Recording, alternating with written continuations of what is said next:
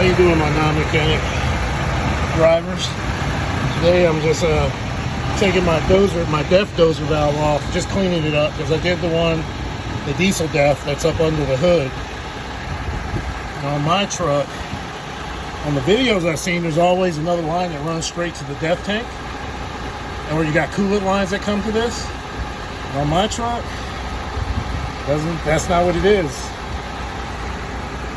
Basically, the basic steps that I found for this actual truck under Packard is let the truck sit for about 5-10 minutes with the key off. And what that does is it'll let the system depressurize. And then it's really simple, actually really easy to get out. It's on your passenger side. You just got to take your step off, as you can see. I'm on the passenger side.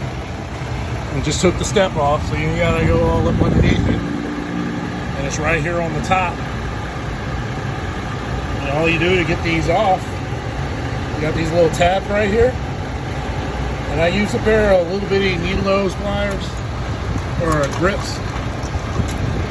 I use these, but you can use needle nose just so you can get a grip on it. It doesn't take a lot of pressure. And as you're pinching these together, there's two tabs. There's one on this side you can see, and I can't turn it. Well, there you go. There's the other tab right there. And then all you do is you just grab these two tabs. It don't take a lot of pressure, just a little pressure, and then pull up on the line and it slips right off. And one thing I will tell you, make sure you keep them separated so you know which line goes where, which this is my right line right here, so I stuck it back over here so I know. And then after that, you do need some torque bits, which it ended up being a T680 to take out the 3 bolts. Now, it looks like you use a regular socket, but I got Torx bits. I'm not sure of the socket size on that, but I know the Torx bit is a T680. And the biggest thing about these that I've read and I've sort of been looking at videos, you don't need a lot of pressure to put these back on. So don't go hammer time on this when you're unbolting it. Take your time and just slowly work it off, because you know, this, from all the heat and everything, these things could set in to where you turn it too hard to start out with, and the next thing you know, you broke the bolt, twisted it off. So just take your time, take out 3 of them. There's one here, there's one back here, right there where my finger's pointing, and then there's one here, right there where the tip of my finger is. And then before you can get to those, of course, you got to take off your lines here. Like I said, they're really easy, just slip snap connectors. And then you remove your electric connector off the back, which is one of them slide locks. So you just got to take your time, be careful, because this stuff is stuck probably. So you just work it. You can't just snatch it or grab it and yank it open, or you'll break that tab.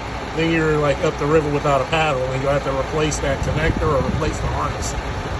But once you get that loose, just take your time. Then it's just those 3 bolts. And then just lift it out real slow, because there's a gasket in here, but mine's on there pretty good. You just bring it out. And then as you can see, I'm going to get a brush and clean that out a little bit so we get that stuff from around there. Right now I'm working on cleaning off the point on this right there, which that's just from me brushing. It's actually silver, but I'm still cleaning it.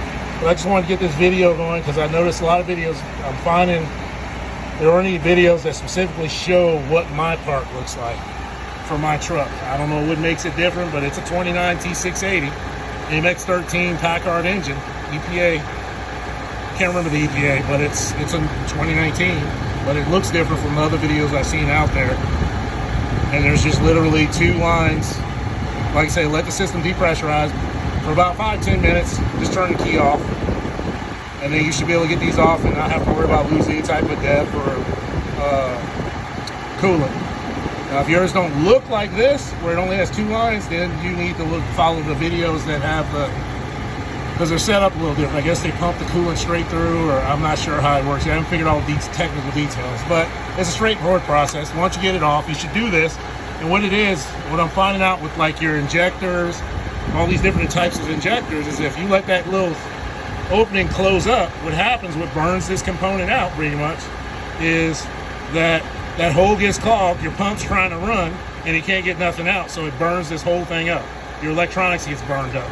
So then you're out of, what, $400 or $500, depending on which one you mess up. And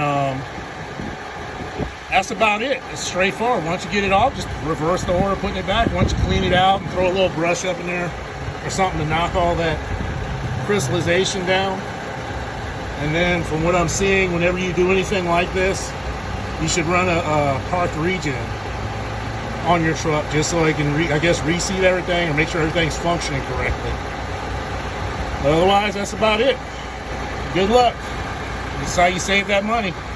Clean these parts before they go bad, or check them before they go bad. You may run a little longer before you have to replace them, spending $400 or $500 for each piece. Or, as I paid, $1,700 for one injector on the engine. All right, my non-mechanic truck drivers, you have a great day and be safe on the road.